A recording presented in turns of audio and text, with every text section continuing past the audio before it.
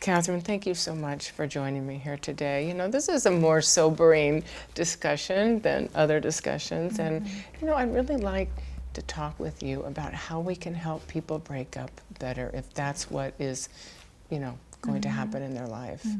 So, in terms of the conscious uncoupling process, we know that ending relationships, ending intimate partnerships is probably one of the most traumatic things a person can go through in their life. So much is at stake. So many people are affected besides the couple. So I'd like you to just talk to us a little bit about what inspired you to create Conscious Uncoupling before we get into the process of it. Our biology is really almost created in a way that has us not ever want to separate from people, which makes sense from an evolutionary perspective. Because 1,000 years ago, if you wandered away from your tribe, you probably think that, you probably were going to die. So we still feel that when we're breaking up with someone. We feel like we're going to die. We go into a fight or flight response. So nature has designed us to bond. And when we break up, which we psychologists call, we experience a rupture of attachment. It is a trauma that's very severe.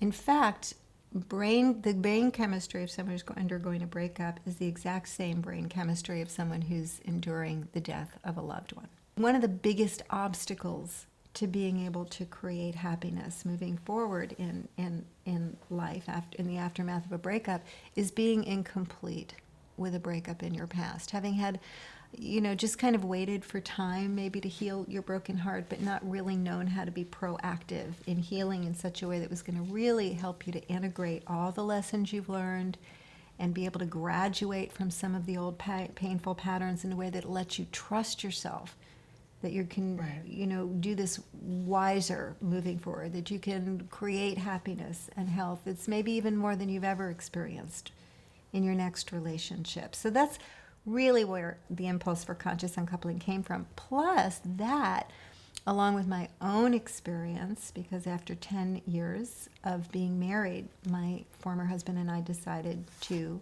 unmarry, but to stay a family because we had a daughter and we wanted our daughter to have a happy childhood. So we got really curious about what that might look like. We had both been the product of very ugly divorces. Both of us had had parental alienation. My former husband had not seen his mother after the age of 1 the whole time he was growing up.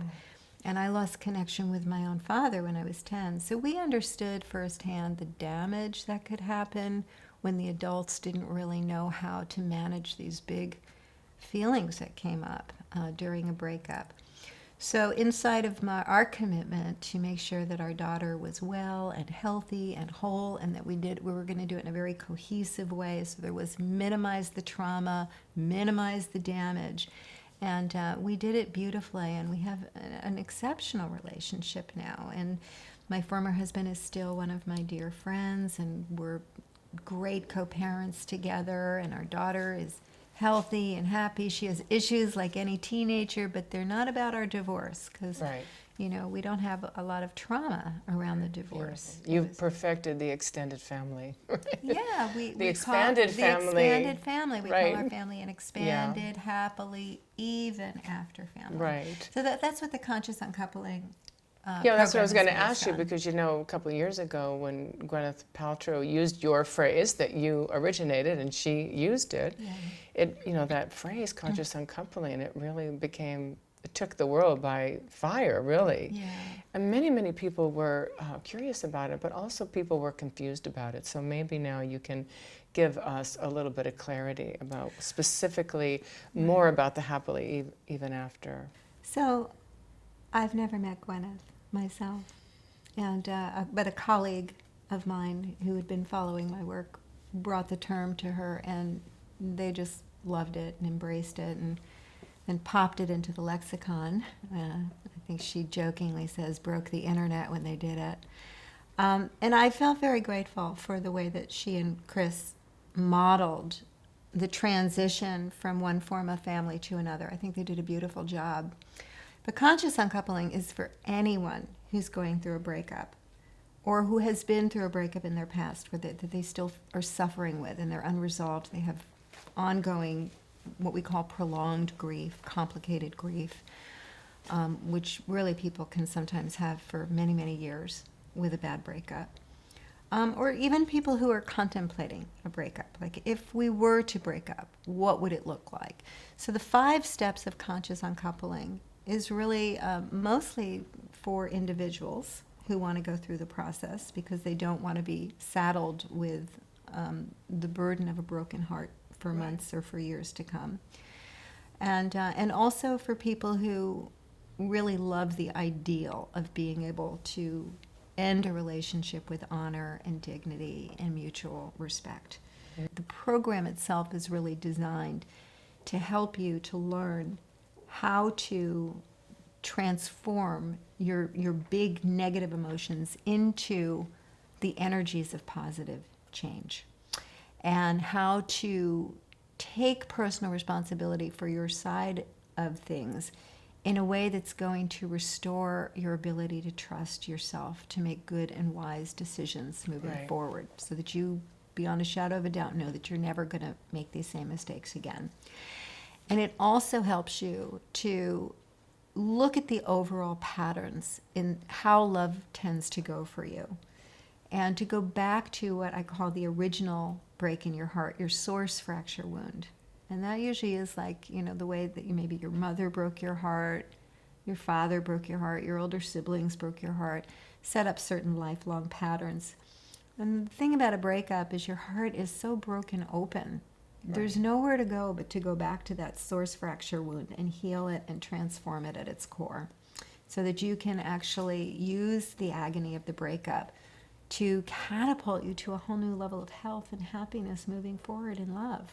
And that's the biggest challenge, because, people, they have this attitude, it's all his fault, it's all her fault. They don't see where they could take responsibility, but that actually is, like you're talking about, even if it's, I love it when you say 3%, so it's 97% the other person, but there is 3% that you can take, that you can actually get really curious about. And that's actually the source of your liberation. You have to get curious about. And why you have to is because until you see kind of the covert way that you might have colluded in your own demise, you didn't speak up, you put someone else's feelings and needs before your own. Most of us, when we go to self-reflect on how we ourselves just, colluded in this or co-created what just happened, is it will go to a place of incredible shame and blame. And we'll ask ourselves questions like, what's wrong with me? Right. Why do I always do this? How could I be so stupid? And these are never questions that are going to go anywhere. It's a dead-end street. They're just a dead end. They're not growth-oriented questions. So we have to discipline ourselves to just notice the question we're asking and consciously choose a question that's going to help us to grow. How did I give my power away to this person? What was motivating me to give my power away that way? What could I do right now to reclaim my power? How was I treating myself in a way that just got mirrored back to me with this person? And what's the amends I need to make to myself moving forward? So these are the kinds of questions that are going to help us to learn the lessons, the very costly life lesson that we're learning in this experience, so that we can move forward with deeper wisdom and a deeper capacity to love and be loved.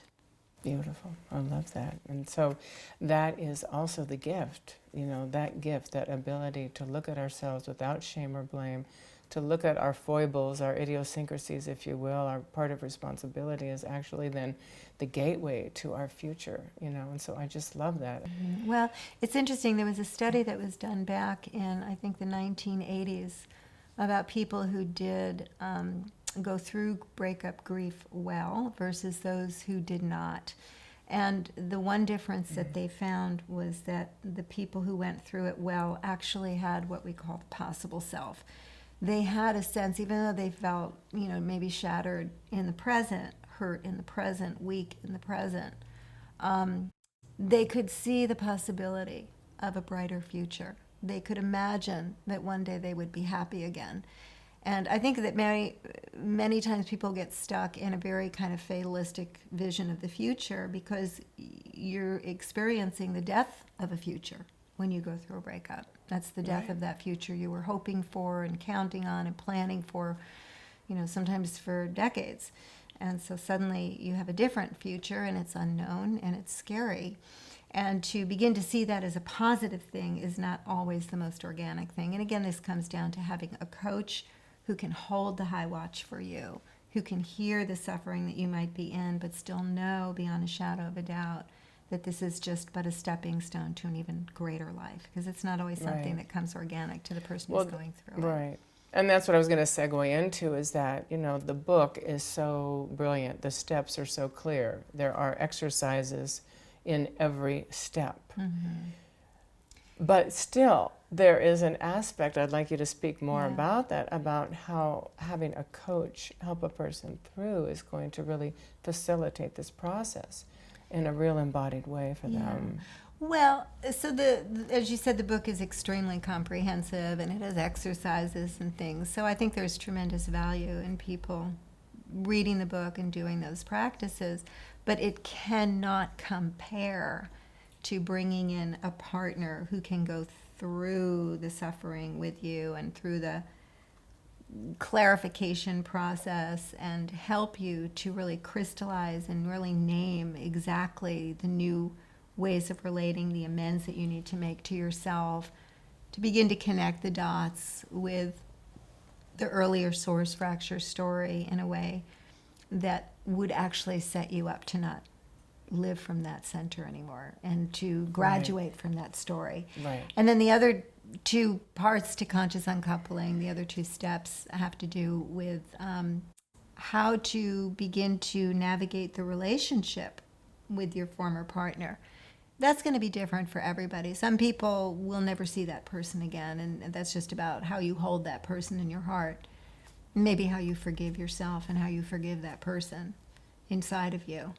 But for some people, it's going to be important to learn how to clear the air. Even if both of them want to do it consciously, sometimes people are just in different places. One person wants to talk and the other person wants space. So you can work with your coach, and your coach can play the role of your former partner, and you can do those kinds of things and actually complete things. And then you also have your coach's thinking partnership to design your new life moving forward and setting up structures so that everybody wins, particularly if you have children. It's really important for everyone who's going through a heartbreak to recognize that you really have a once-in-a-lifetime opportunity to evolve beyond old patterns and become the healthiest version of yourself that you have the potential to be in this lifetime, and to begin to create relationships from there. I'm very honored by your partnership and all that you bring to your clients. Again, I just hear so many incredible things from people who have worked with you, and they just adore you and feel like you've really, in many ways, saved their lives with your profound coaching in the conscious uncoupling process. So thank you. Well, thank you so much for taking the time to be with me today. I am, again, forever honored, and I'm so happy to be able to put your work out into the world, and, to have others be made aware of it, and to, inspire and enrich their lives. Thank you, Jeanne. Thank you. I hope you enjoyed my conversation with New York Times bestselling author Katherine Woodward Thomas. If you are going through a tough breakup, I hope you were comforted and inspired about what's possible for you as you navigate this transition in your life. If you would like some extra support around consciously ending your relationship and would like to explore one-on-one coaching with me, please shoot me an email at jeannie@jeannebyrd.com. This is my direct email address, and I will get back to you promptly. And if you know someone who is suffering through a hard breakup, please share this video with them. It might do more help than you could ever imagine. Thanks for watching. Sending you much love.